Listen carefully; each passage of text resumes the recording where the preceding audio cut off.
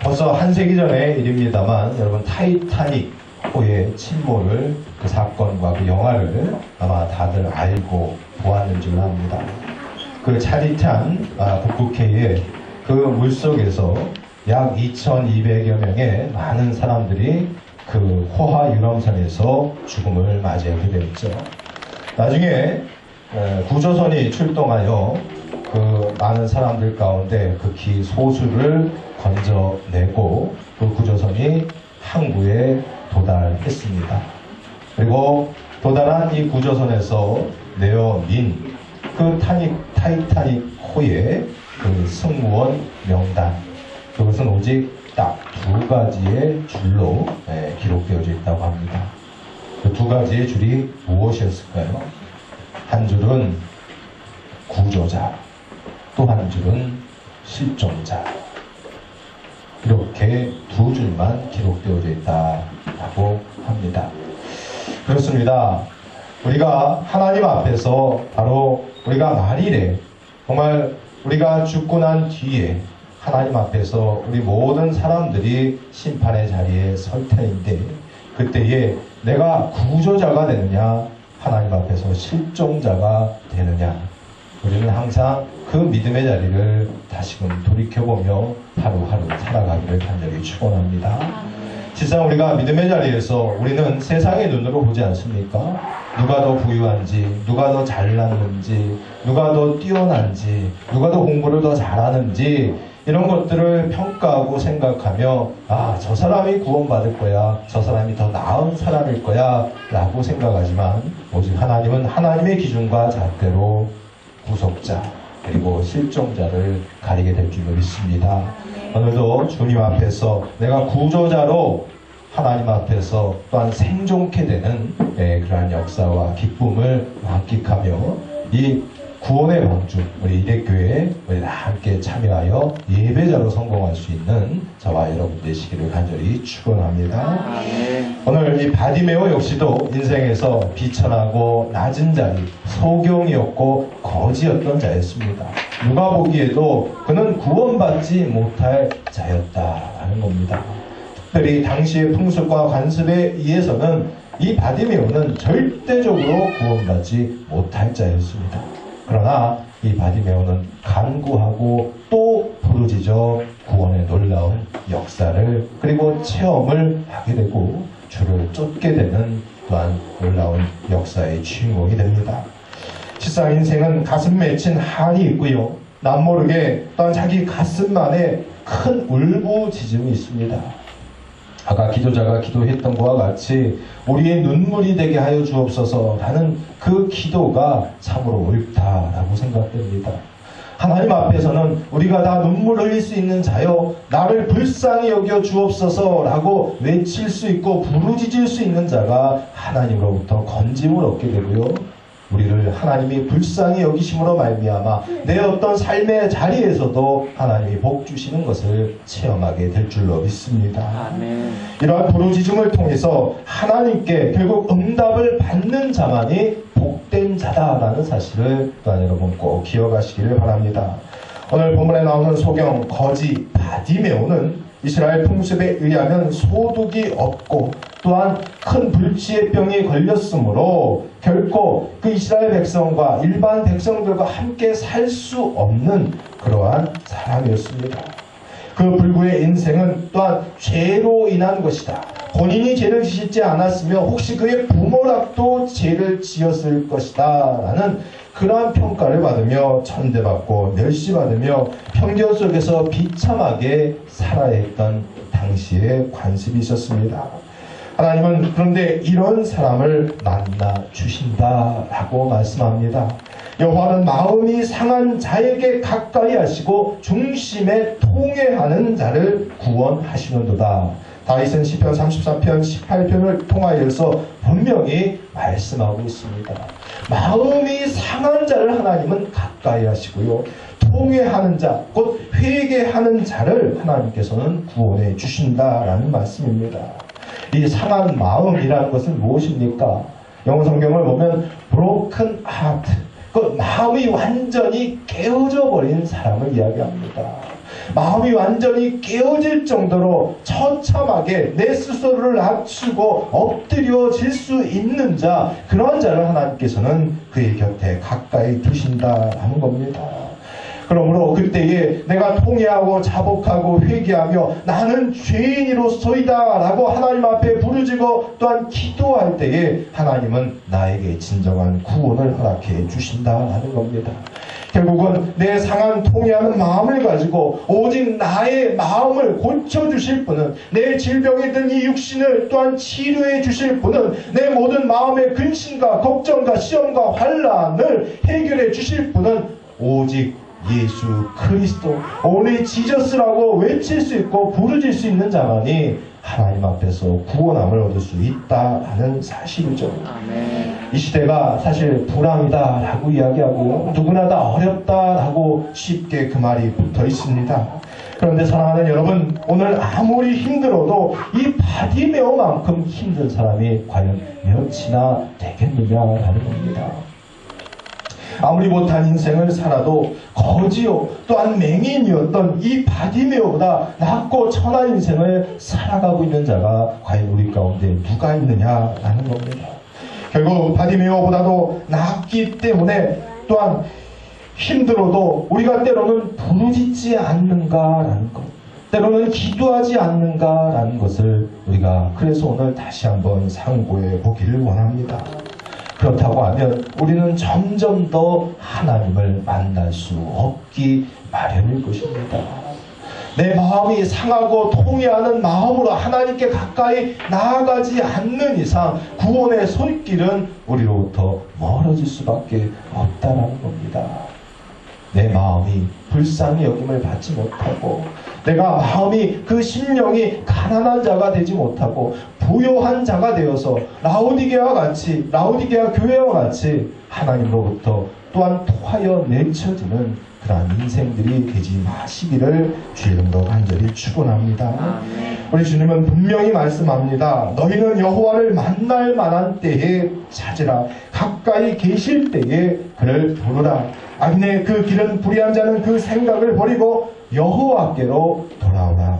그리하면 그가 긍휼히 여기시리라 라고 합니다. 긍휼히 여김을 받는다. 제가 언젠가 설명해 드렸죠. 자궁에서 그 이물질과 같은 그 작은 수정란을 그래도 어머니의 그 자궁은 그것을 품고 10달 동안 그 온갖 고통 끝에 그것을 키우고 우리를 이 땅에 태어나게 하였다.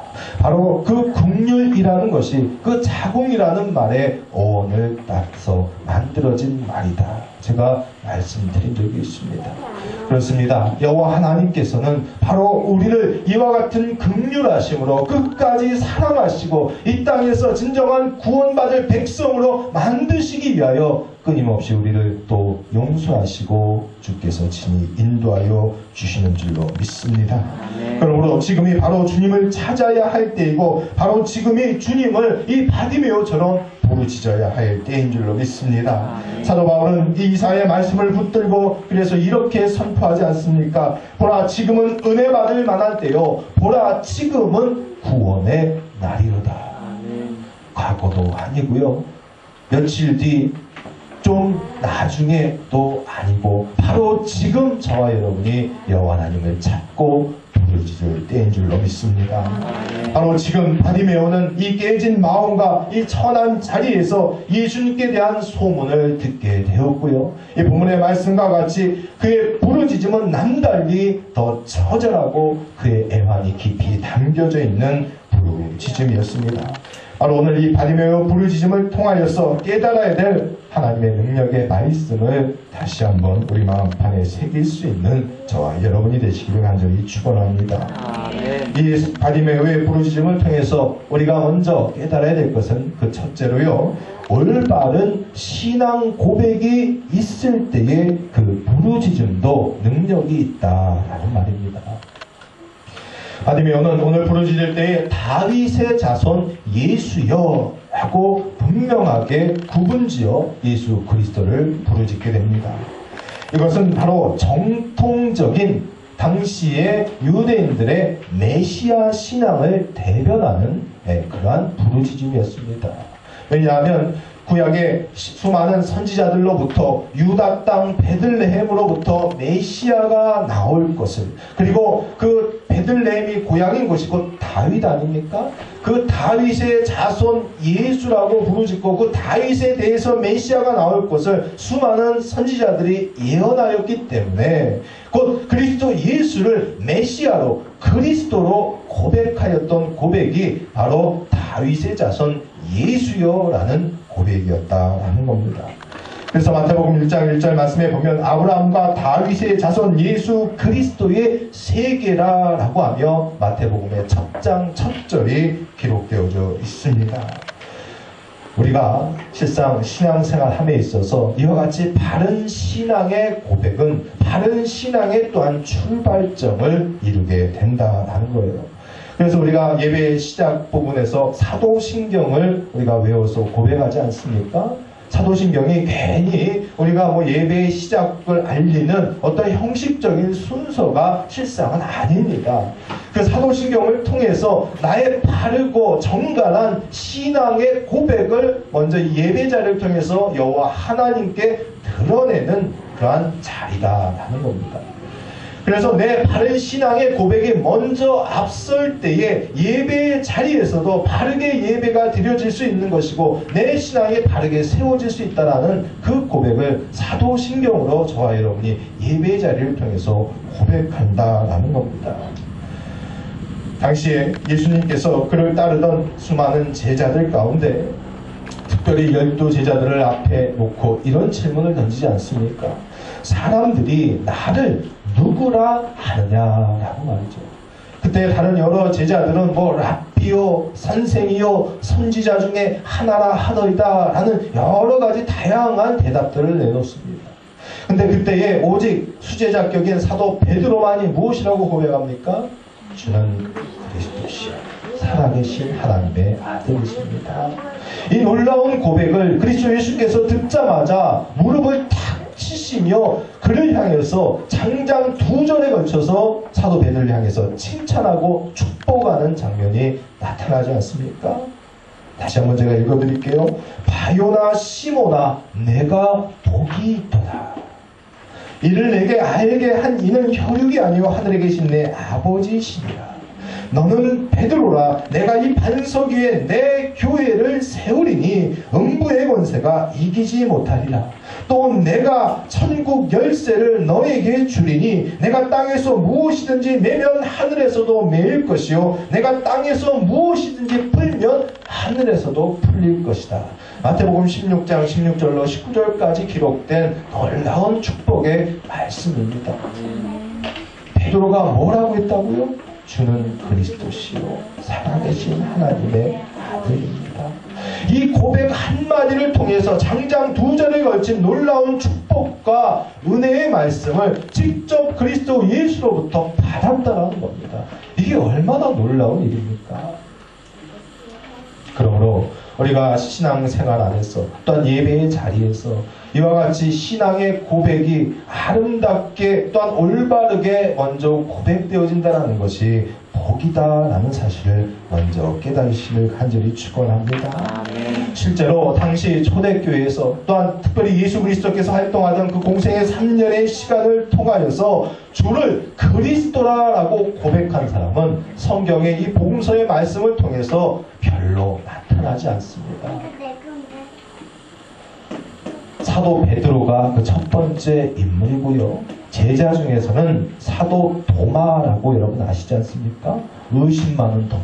요한복음 20장 말씀에 보면 이 의심 많은 도마는 결국 나중에 그리스도 예수의 창에 찔린 옆구리를 만져보고 못이 찔린 손을 만져본 뒤에야 깜짝 놀라면서 오직 주께서는 여호와 하나님의 아들이십니다. 기껏 이 정도의 고백을 한 것이 심지어 12제자 가운데 사도 베드로 외에는 도마가 유일하더라라는 겁니다. 그런데 제자도 아니었고요. 따르던 무리도 아니었고요. 그저 길가에 지나가던 차에 예수의 소문을 듣고 부르짖었던 거지요 소경이었던 바디메오의 입술에서 다윗의 자손 예수여 주는 그리스도십니다. 주는 메시아입니다. 라는 고백이 나왔다는 것은 정말 놀랄만한 일이었다는 사실이죠. 그래서 이 복음서를 통하여서 특별히 오늘 이 마가복음을 통하여 이 마가복음은 가장 복음서 중에서 제일 먼저 쓰여진 복음이다 라고 알려져 있습니다.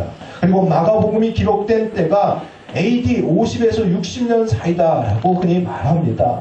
그러니까 예수님께서 활동했던 그때로부터 한 4, 50년이 지난 뒤에 이 복음서가 처음 쓰여져서 초대교회 교인들에게 읽혀졌는데 그 사람의 이름, 곧 바디메오라는 이 사람의 이름이 증거되고 특별히 바디메오뿐만 아니라 그의 아버지 디메오라는 이름까지 기록되어졌다는 것은 나중에 이 소경된 바디메오가 눈을 고치고 나서요 예수를 나중에 쫓았더라라고 기록된 것과 같이 그 초대교회에서 유명한 인물이 되었다라는 사실을 우리에게 또한 반증하고 있는 말씀입니다.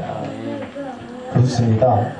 그의 신앙의 고백, 다윗의 자손 예수여 하는 이 놀랍고 아름답고 바른 신앙의 고백 하나만으로 그는 초대교회에서 정말 굵직한 믿음의 또한 후손이요 귀한 인물로서 자리 잡을 수 있었다라는 사실입니다. 결코 지나가는 병장 1, 2, 3 이렇게 기록되어지지 않고요 디메오의 아들 바디메오. 사랑하는 여러분, 여호와 하나님의 저 생명책에 여러분의 이름 그 석자가 반드시 기록되고 칭송을 받고 후대에 내 신앙의 유산이 내 후대에 이르기까지 전수되고 기업으로 물려짐으로 말미암아 은혜와 복을 누릴 수 있는 저와 여러분이 되시기를 간절히 축원합니다. 결국은 바로 이 신앙의 고백을 통하여 하나님과의 만남이 이루어지게 되고요. 또한 그의 눈이 뜨여지게 되고 불쌍한 거짓 신세를 면케 되었으며 그의 삶 전체를 변화시키게 되는 놀라운 역사가 일어난 사실을 꼭 기다리시고 믿음의 자리에서 바른 신앙의 고백을 하기 위하여 또한 말씀을 가까이 하는 저와 여러분이 되시길 간절히 축원합니다. 두 번째로 우리가 깨달아야 될 것은 기회를 놓치지 아니한 부르짖음이었다라는 겁니다. 바디메오는 여리고의 길가에 앉았다가 그 지나가시는 분이 나사렛 예수라는 말을 듣자마자 그 기회를 놓치지 않고 다윗의 자손이라고 외치며 또한 자기를 불쌍히 여겨달라라고 47절에 간절하게 부르짖습니다. 당시 그리스도 예수께서는 인류의 구속 사역, 그 십자가에 달려 죽으시기 위하여 마지막 이 여리고성을 거쳐서 예루살렘 성으로 향하여 가던 발걸음이었습니다. 수많은 무리들이 그리스도 예수를 에워싸고 내 병을 고쳐 주옵소서, 나의 고통받는 마음에 또한 아픔을 고쳐 주옵소서라고 외치고 부르짖고 손을 잡고 또한 옷깃을 붙잡으며 예수의 가는 그 길을 막아쓰기도 하였었습니다. 이때에 한 사람, 바로 이 바디메오 역시도 그리스도 예수를 만날 수 있는 이 기회를 결코 놓칠 수 없었습니다. 그리고 부르짖고 또 부르짖음으로 그리스도 예수의 그 관심을 얻을 수 있었다는 겁니다. 오늘 본문의 말씀 48절에 보면 심지어 그의 제자들과 따르던 여러 무리들이 예수의 가는 길을 회방하지 말고 시끄럽게 떠들지 말아라 라고까지 그 바디메오를 꾸짖는 장면이 기록되어져 있지 않습니까? 그럼에도 불구하고 바디메오는 그가 더욱 심히 소리질러 가는데 다윗의 자손이여 나를 불쌍히 여기소서라고 또 한 번 부르짖었더라라는 겁니다. 죽기 살기로 체면이고 뭐고 다 버리고 거지 인생의 그 동량의 처지까지 다 뒤로 한 채에 오직 주 예수 그리스도만을 부르짖었다라는 겁니다. 예레미야 선지자의 말씀처럼요, 너는 내게 부르짖으라 내가 내게 응답하겠고 내가 알지 못하는 크고 비밀한 일을 내게 보이리라 라고 말씀하지 않습니까? 우리가 때로는 조용히 묵상하며 기도할 때도 필요합니다. 그러나 때로는 내가 반드시 소리 높여서 부르짖음으로 여호와 하나님을 찾아야 할 때가 있는 줄로 믿으시기를 바랍니다. 이 소경 바디메오는 다윗의 자손 예수여 한번 불러도 그가 돌아보지 아니하자 나를 불쌍히 여겨 주옵소서, 다윗의 자손 예수여 나를 제발 찾으시고 나를 돌아봐 주옵소서, 또다시 또 한 번 부르짖었더라 라는 겁니다. 사랑하는 여러분, 당신은 6월절이 가까운 때였습니다. 메뚜기도 한철이라고요. 거지들도 이때를 중심으로 수많은 사람들이 그 순례의 여행길에 그 여리고 성을 지날 때에 동량에서 돈을 얻어내지 못하면 살아갈 수가 없었던 때였습니다. 그런데 그는 동전과 그 돈을 구한 것이 아니라 그리스도 예수를 구했고요, 메시아를 구했고요, 자신의 그 불쌍히 여김을 알아달라는 예수 그리스도를 향한 호소와 부르짖음이 그 입술을 통해서 간절히 증거되었다라는 겁니다. 우리는 때때로 현재의 고난과 때로는 그 불편함을 인하여 내 과거에 익숙한 것들 그리고 편안한 것들을 또한 때로 자꾸 그리워하지 않습니까? 출애굽한 이스라엘 백성이 종살이하던 그의 애굽의 고깃가마를 그리워하던 것처럼 말입니다. 그래서 하나님은 이스라엘 백성이 이 거지의식과 이 노예 근성을 버리게 하기 위해서 40년 동안 그들을 광야 생활을 하며 오직 주 여호와 하나님을 온전히 쫓을 수 있는 그러한 훈련의 시간으로 허락하지 아니하셨습니까? 거지의 인생이었고 비참하고 천대받는 인생이었지만 이 바디메오는 그것을 다 뒤로하고 오직 예수를 만나기 위해서 그는 그 자리에서 부르짖고 간구했다라는 겁니다. 그래서 사도 바울은 이렇게 말합니다. 우리가 그와 함께 영광을 받기 위하여 고난도 함께 받아야 할 것이니라. 히브리서 기자는 이렇게 표현합니다. 때가 오래므로 너희가 마땅히 선생이 될 터인데 너희가 다시 하나님의 말씀의 초보가 무엇인지 누구에게 가르침을 받아야 할 것이니 라고 기록합니다. 내 이전 내 편안했던 모습, 내 인생의 또한 세속적인 삶을 살아갔던 모습, 그저 좋은 게 좋은 거고 편한 게 좋은 거고 익숙하고 술 먹고 놀러 다니고 하였던 그러한 인생의 모든 나날들이 그리워하게 되었던 그러한 모든 것들을 네가 좀 벗어버릴 때가 되지 아니했느냐라는 겁니다. 네가 말씀을 알지 않았느냐? 네가 구원의 기쁨을 체험하고 그 감격 속에서 살아본 경험이 있지 아니하느냐? 이제는 너희가 돌았을 때도 되지 아니하고 보다 더 장성한 자의 또한 음식을 먹을 때가 되지 아니하였느냐라고 말씀합니다. 너희가 믿음의 생활을 하면서 그 믿음 때문에 당하는 익숙한 것과의 그 결별들, 그래서 좀 불편한 것들, 그런 것들 이제 너희가 좀 감당할 때가 되지 아니하였느냐? 예수님께서는 오늘 저와 여러분에게 말씀하고 계실 줄로 믿습니다.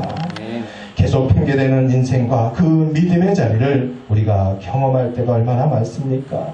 교회 하루 이틀 더 나오는 것이 실상 우리의 또한 여러 이런 핑계거리들을 만들어내곤 하지 않느냐라는 겁니다. 때로는 피곤하다, 때로는 세상 일이 바쁘다, 좀 조용히 지내고 싶다, 내 성격상 쉽지 않은 일이다, 우리가 가진 온갖 핑계를 대면서 하나님을 만나기를 주저하고 꺼려하고 있지 아니하느냐라는 겁니다. 그러나 사랑하는 여러분, 보다 근본적인 내용을 붙들고 그리스도 예수를 부르짖기를 간절히 축원합니다. 내가 피곤하면 건강을 달라라고 기도하고요, 내가 회사 일이 바쁘고 분주한 일이 많으면 그럼에도 불구하고 나에게 기도할 수 있고 하나님께 나올 수 있는 시간을 나에게 허락해달라고 기도할 수 있는 저와 여러분이 되시기를 간절히 축원합니다. 내 성격이 내성적이고 또한 연약하다고 하면 좀 강하게 해달라고 하나님 앞에 이러한 간구하시기를 간절히 축원합니다. 바로 지금, 바로 이때가 하나님의 구원이요 은혜의 때를 만나는 귀한 자리인 줄로 믿으시기를 간절히 축원합니다. 오늘 말씀 50절 말씀과 같이, 그리고 이 바디메오는 그의 결단의 행동을 합니다. 소경이 겉옷을 내어버리고 뛰어 일어나 라고 말이죠. 소경된 자, 눈도 보이지 않는 자가 겉옷을 내어버렸다. 그래요. 자신의 부끄러운 것이 다 드러나는 것은 어차피 소경이니까 뒤로 하더라도요. 그 보이지도 않는 자가 앞에 어떤 돌부리가 있을지, 어떤 나무가 있을지, 어떤 부딪힐 것이 있는지 알지도 못한 채 뛰어 그리스도 예수를 향해서 갔다라는 결단의 행동. 하나님께서 부르실 때에, 주께 나오라고 하실 때에 뛰어 나올 수 있는 또한 저와 여러분이 되시기를 간절히 축원합니다. 마지막 세 번째로는 겸손한 부르짖음입니다. 실상 사람들은 자기가 어려움에 처할수록 위장을 하고요. 그 체면을 차리려고 애쓴 적이 많지 않습니까? 그런데 바리메오는 자기의 모습 그대로를 인정하며 오늘 47절 말씀과 같이 불쌍히 여겨달라라고 겸손히 주를 부르짖습니다. 베드로전서 5장 5절 말씀에 보면 하나님은 교만한 자를 대적하시되 겸손한 자들에게는 은혜를 베푸시느니라 라고 말씀합니다. 이스라엘이 하나님 앞에서 우상을 섬기는 죄를 범하였을 때 주의 종 모세가 답답한 마음을 가지고 여호와 하나님 앞에 이렇게 외칩니다. 주여, 주의 영광을 나에게 보여주옵소서 라고 말이죠. 그때에 여호와 하나님께서는 무엇이라고 대답하는 줄 아십니까? 나는 은혜 줄 자에게 은혜를 주고 긍휼히 여길 자에게 긍휼을 베푸느니라 라고 말합니다. 내가 지금 당장 주를 알기 원합니다 라고 모세가 부르짖습니다. 내가 주를 지금 만나기를 원합니다 라고 부르짖습니다. 그런데 주님께서는 동문서답을 하십니다. 나는 내가 은혜 줄 자에게, 내가 긍휼을 베풀 자에게 준다라고 말이죠. 우리가 신앙생활하면서 수시로 때때로 겪는 오류 가운데 하나가 무엇인지 아십니까? 내가 예수님을 아는 것이 중요하다라고 생각합니다. 그러나 실상은 예수 그리스도께서 나를 아는 것이 중요하다는 사실을 저와 여러분 꼭 깨달으시기를 바랍니다. 아멘. 내가 예수님이 말씀한 여러 말씀이 있습니다. 구약의 선지자들이 한 말씀들이 있습니다. 그것을 형태적인 부분으로, 외식적인 부분으로 내가 지키며 이것을 통해서 내가 예수님을 안다라고 흔히 우리가 이야기하지 않습니까? 그러나 도무지 내가 너희를 알지 못한다라고 예수님으로부터 평가받을 수도 있다는 사실입니다. 예수 그리스도께서 나를 아는가 모르는가에 집중할 수 있는 저와 여러분이 되시기를 간절히 축원합니다. 예수님이 나를 알기 위해서는 내가 주를 알기 원한다는 것이 아니라 내가 주께서 나를 알 수 있도록 내가 겸비하고 겸손한 믿음의 자리를 지키는 자, 그와 같은 자가 될 때에 예수님이 나를 알게 되시는 줄 믿습니다. 아멘. 그래서 이러한 믿음의 진리가 있습니다. 하나님은 우리의 필요에 반응하지 않으시고 우리의 믿음에만 반응하시는 분이다 라는 말입니다. 우리 잠시 한번 따라서 우리 복창해 봅시다. 하나님은 우리의 필요에 반응하지 아니하시고 우리의 믿음에만 반응하시는 분이다. 한 가지 더 따라합시다. 내가 예수님을 아는 것이 중요한 것이 아니라 예수님이 나를 아는 것이 중요한 것이다. 당시에 수많은 사람들이 예수님을 애워쌉니다. 그리고 자신의 병을 고쳐달라고 부르짖고 또 외칩니다. 주님의 가는 길을 막아 서기도 합니다. 온갖 정말 더럽고 추한 욕설까지도 내뱉으면서 왜 나를 돌아보지 않습니까? 라고 원망하고 불평하기까지도 했습니다. 그런데 그 많은 무리들을 다 뒤로 하고요. 예수 그리스도께서는 꼿꼿이 앞만을 바라보며 그의 구속의 자리, 그 십자가의 자리를 향하여서 달려가고 있었습니다. 그런데 그의 발걸음을 세운 자가 누구였습니까? 바디메오였습니다. 그리고 바디메오의 이 발걸음을 세운 그 이유가 무엇이었다고요? 첫째, 올바른 신앙 고백이었고요. 기회를 놓치지 않고 주께 부르짖되 또 부르짖었고요. 세 번째 무엇입니까? 겸손히 자신을 낮추어서 불쌍히 여겨 주옵소서라고 부르짖었을 때에 예수님께서는 그 가던 발걸음을 멈추었다라는 사실입니다. 12년간 혈루병 걸린 여인의 모습도 마찬가지입니다.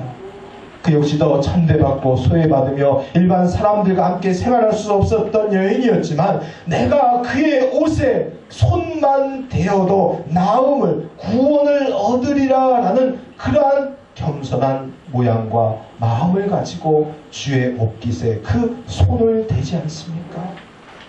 그때에 예수님께서는 그 역시 당시의 주변에 수많은 사람들이 둘러싸여 있었고 예수님의 옷자락이라도 손가락 하나라도 붙잡으려고 했던 수많은 사람들이 있었지만 그 사람들에게는 능력이 나가지 않았습니다. 그런데 오직 이 여인을 통해서만 그 능력이 나아갔다.